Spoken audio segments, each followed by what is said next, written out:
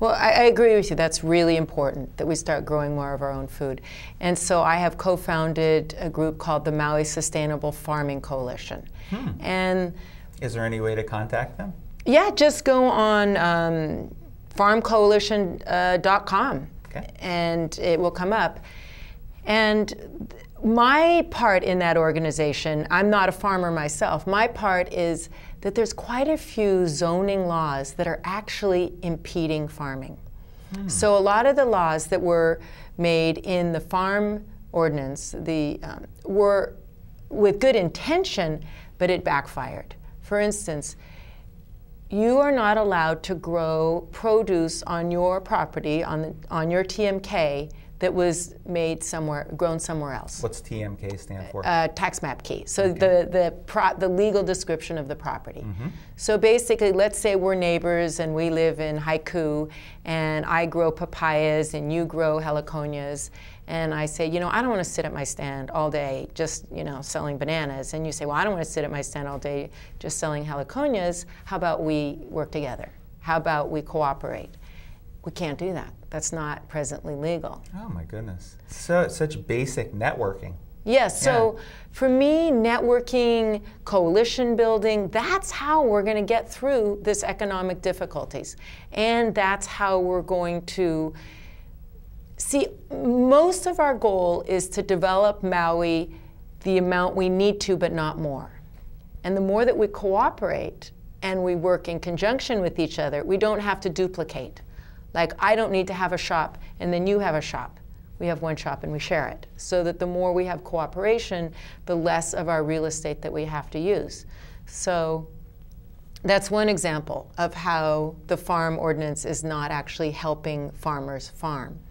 And of course, most people are aware water is a very... That's on your poster. Got water. So speak to that. What's that about? That basically Maui is one of the wettest places in the world. Yeah.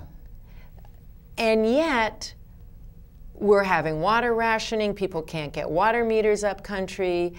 One of the biggest issues is going in a good direction.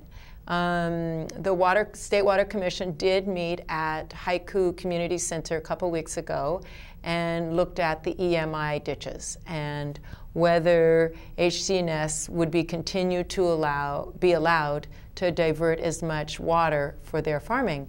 And basically they said no. And the reason is because what was happening is that the streams were getting either down to a trickle or completely dried up. And so people that were downstream couldn't grow taro, couldn't grow their other small diversified farming, couldn't swim, the fish couldn't live there, and then certain fish have to go upstream, and then they couldn't because there'd be water and then a gap and then water. And so it was really harmful to the natural wildlife also. And so EMI, the State Water Commission decided, no, we're going to allow that. So, and it's like anything in politics. What I'm seeing is there's always ramifications. Everything affects everything. And, we'll just have to see. I mean, HCNS obviously didn't want that, and we'll just have to see how harmful is that to that company. Are they able to find alternate sources? So there's always a give and take, but that was a decision that was made. And then there's still streams being diverted at the Nava'eha aquifer, and that's in central Maui, the Iao aquifer. So that one is also being looked at. Just want to touch base on something we talked about a few minutes ago. What can you do when you're in office, I'm being affirmative, when you're in office about that aspect of people being able to work together, cooperate? What can you do to help facilitate that? And what can people do to help facilitate that? Right.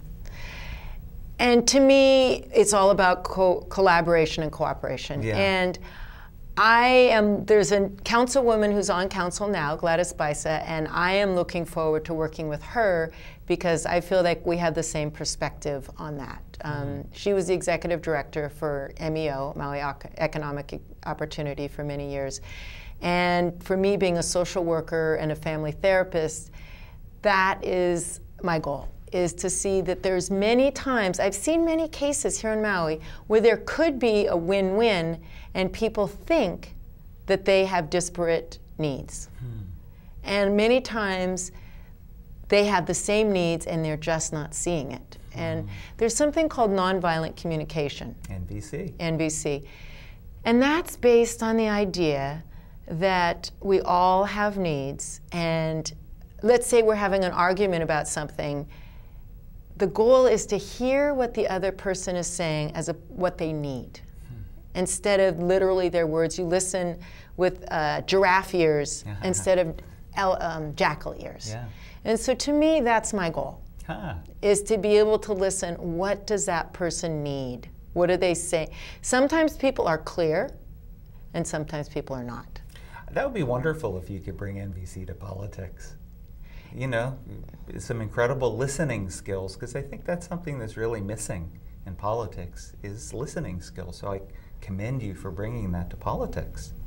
I mean, I wish it were in education. I mean, not to go off onto education, because mostly that's a state issue, but the No Child Left Behind program, what the teachers have been telling me is that because they are being forced, they don't say this, but basically to teach for the test, they have so much curriculum they have to jam-pack their day with, they don't have any time for life skills.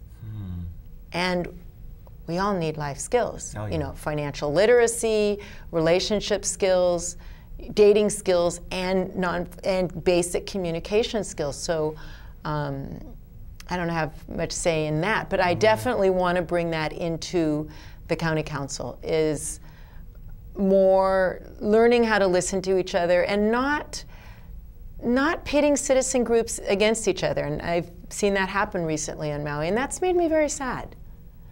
Yeah, well, what's this, there's the old school, the new school. Yes. You were at a recent meeting in Hana, and how does that play out? How are you going to work with the old school, new school thing? Well, it's actually, there's more than just that. There's also the old school, the midway school, and then the new school. So the old school in Hawaii would be the Hawaiian way, and of doing things pono and ho'oponopono. So actually doing what is right. Then there's the midway, which is many different cultures, and then there's the new school way. So I think, like for instance, I was at the Water Resources Conference, I guess it was last December. It was when there was the heavy rains. And what I was seeing is, as far as water management, there's the aquifers and the Apuaha system. That's the old school, the Hawaiian. And then there's how things have been being done, which I don't think is very functional. And then there was the newest cutting edge about conservation and reuse. So it's like there's a circle. Things go in a circle. Another example of that is things were in villages before. There was the plantation camps and the villages and traditional neighborhood design. And then a zoning code from the mainland, segregated zoning, was brought over here, and there you have, you know, rural, residential, urban, agricultural, conservation, and everybody has to drive, because you can't have a store in your neighborhood because that's commercial. And so many of the avant-garde of planning is to use traditional neighborhood design, and the old school. The old school is also traditional neighborhood design. So it's bringing the past, the best parts of the past, back into the present in a way that fits with the changing needs. So that's what I would say I'm in favor of. I love that. What about affordable housing? I mean, this is obviously a big issue. In Aspen, I think they've dealt with that in some way or another. What are we going to do here with affordable housing?